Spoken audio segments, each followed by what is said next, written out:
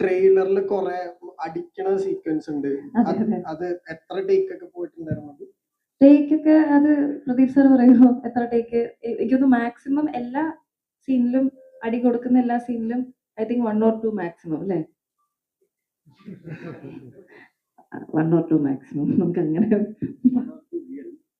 1 or 2. അതായത് നമ്മൾ rehearsal ഒക്കെ ചെയ്യുമ്പോഴത്തേനും ഇങ്ങനെ ചുമ്മാ വീശും, ടേക്കിന്റെ സമയത്ത് കുറച്ച് കൊടുക്കും.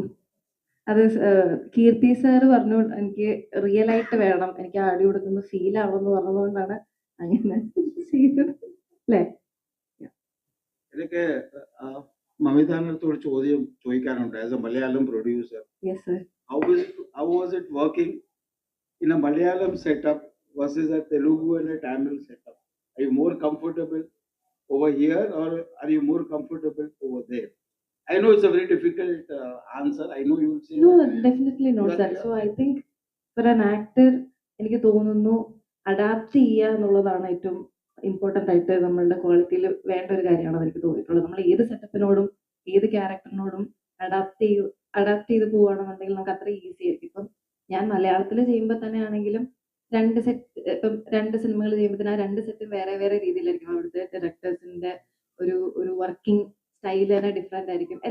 എല്ലാ തരത്തിലും ഡിഫറെന്റ് ആയിരിക്കും. ഇവിടെ ഭാഷ മാറുന്നു, ഭക്ഷണം മാറുന്നു, ക്ലൈമറ്റ് മാറുന്നു എന്നുള്ളതൊക്കെയാണ് എൻ്റെ മെയിൻ ആയിട്ടുള്ള ഡിഫറൻസ് എനിക്ക് തോന്നിയിട്ടുള്ളത്. അല്ലാതെ ഒരു ക്ലീൻ സ്ലേറ്റോടെ നമ്മൾ എല്ലാ സിനിമയിലും ചെല്ലുമ്പോഴത്തേനും ഇറ്റ്സ് ദ സെയിം. എനിക്ക് ഭയങ്കര കംഫർട്ടബിൾ ആണ്. ഇതുവരെ ടച്ച്വുഡ് എനിക്ക് എല്ലാ സെറ്റും ഭയങ്കര കംഫർട്ടബിൾ ആയിരുന്നു. എല്ലാ സെറ്റിലും നന്നായിട്ട് പെർഫോം ചെയ്യാൻ അവരെന്നെ സപ്പോർട്ട് ചെയ്തു.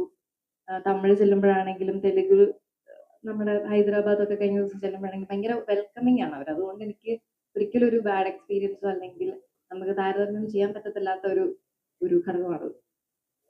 Dream role